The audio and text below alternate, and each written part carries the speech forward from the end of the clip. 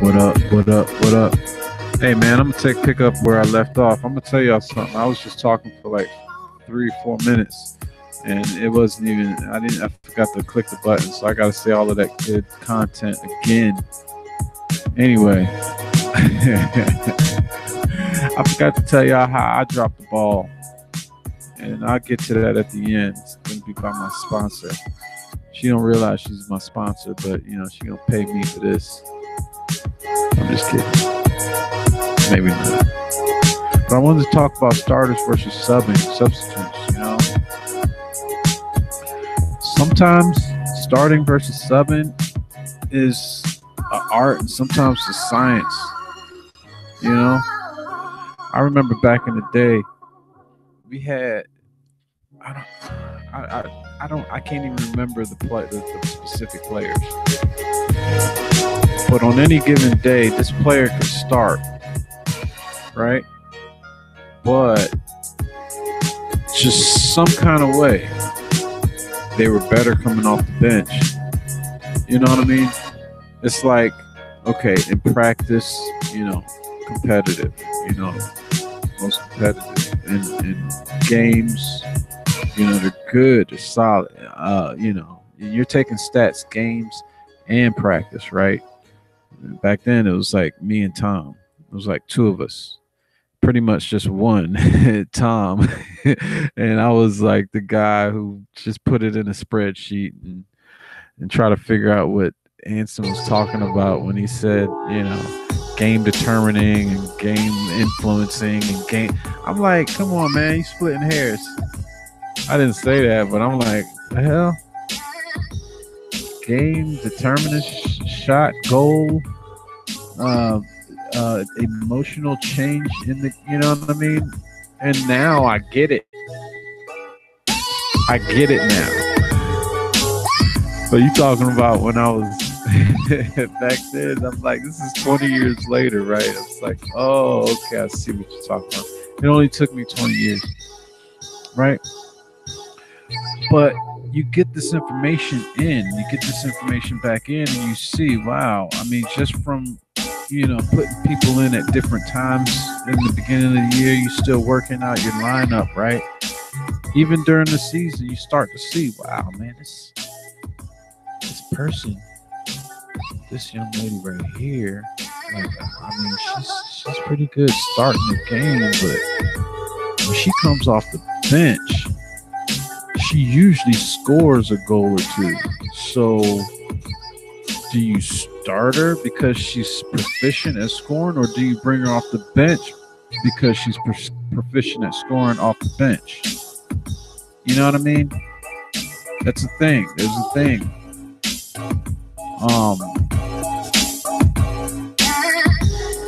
I mean, I'm not using these people as examples of that, because as far as I remember, these ladies could shoot and score whenever, all over the place. But I was thinking about the bunker that teams usually throw at, good teams like the Tar Heels and probably other teams too. They figure out, okay, we just gonna have a stack. Look, 80 y'all just stay right around here in the goal, right? And then the other 3, just keep those 11 busy, those 10 busy.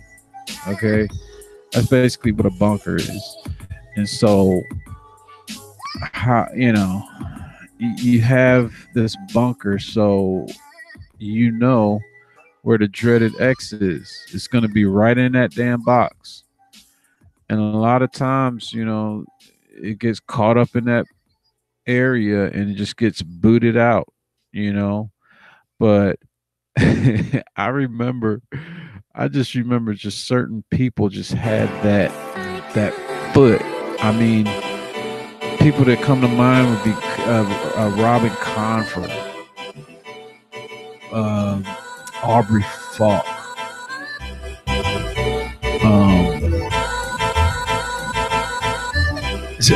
okay, Cindy Parlow. What I remember from Cindy Parlow was like, okay, she had a foot, right?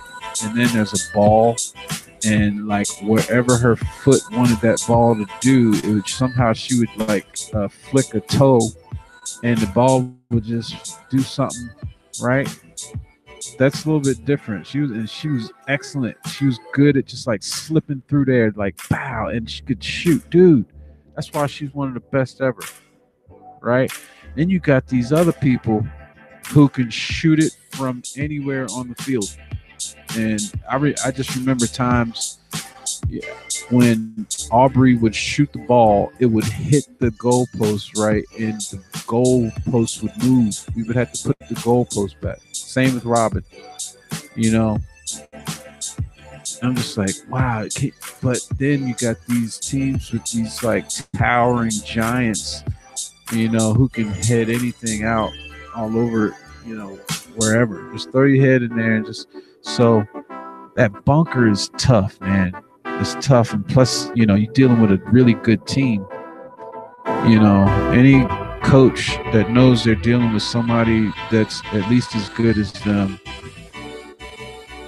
you know, you got a decision to make. Do you keep the gas pedal on and score more goals, or do you play more conservatively in the back, or do you try to do both? I mean, can you do that? So there's some things to think about on that. I forgot to mention. Yeah. Oh, so yeah, this is where I dropped the ball. Hey, teams out there. My sister is a massage therapist, and from what I hear, she's really good. I say I dropped the ball because I know the team had like 110 minutes worth of game time, and typically they usually have people come in, or they have each other. They just like give each other massages. But I'm gonna let you know, my sister. I think my sister has my hands and my grandma's hands. Okay, so I know that might not mean a lot to y'all, but let me tell y'all about my grandma Olivia. Okay, she had these hands, right? Like my dad tells these stories of like how if she grabbed you, you're not getting away. Not because of her strength all up in here. No, her hands were just that damn strong. And I got my grandma's hands. My dad got my grandma's hands. And I believe my sister must have my, but well, goodness gracious. My other grandma too. She had some strong hands. I can't even. I can't even go into that. I'm just saying, like those working hands. Like I used to have to do some of the massaging too, in between. But typically they would hire or get somebody somehow who knew what they were doing also, and sometimes they would have the team, do that for each other, especially if they know that they had played a lot of minutes. You know what I'm saying? So I might have dropped the ball on that. Just hit me up and I'll get you in touch with her because from what I understand, she's really good and she'd be putting people to sleep. Not saying that that's what you would want. Sometimes you need that deep tissue stuff, or at least a little bit. You know what I'm saying? When you have muscle mass, like the muscles that you would need to play soccer, sometimes you need a little bit more, pressure in certain areas and less in other areas. But, she went to school for that. So, yeah, I apologize for not doing my part on that. But it's out there. So Greg Berhalter is going to be the men's coach for the national soccer team. Is that it? U.S. men's soccer national soccer. That's what's up, man. Greg Greg was in school at Carolina when I was there. He was like a year or two older than me. He's like we about the same age, dude. And yeah, and that's about the same time Eddie Pope was there. That would be interesting to have Eddie as one of the coaches too. That would be cool. Yeah, you got a couple Tar Heels. Todd Haskins, Temick, Hector and Victor Suarez. Man, those were some pretty good teams back then. And then they would win like 6-7 years later. After that, they would win the national title. So yeah, I remember that one year Virginia men's soccer. I mean, not one year. They were just always winning under what's the guy? You know, he coached the men's national team after he left UVA. But that one year, man, we beat them, and they were supposed to, you know, they were basically unbeatable, and the Tar Heels beat them. So that was like a highlight back then, something to help grow the program off of. But yeah, man, it's kind of cool to see, you know, Greg, you know, somebody that's like around your age, although, you know, I'm sure he wishes he had reached the levels of,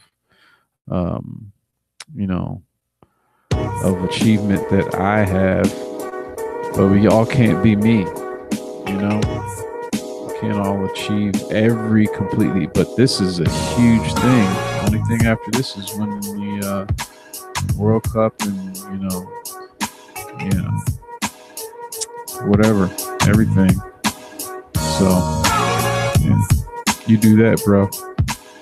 You'll be knocking on the door of greatness of the D train in no time.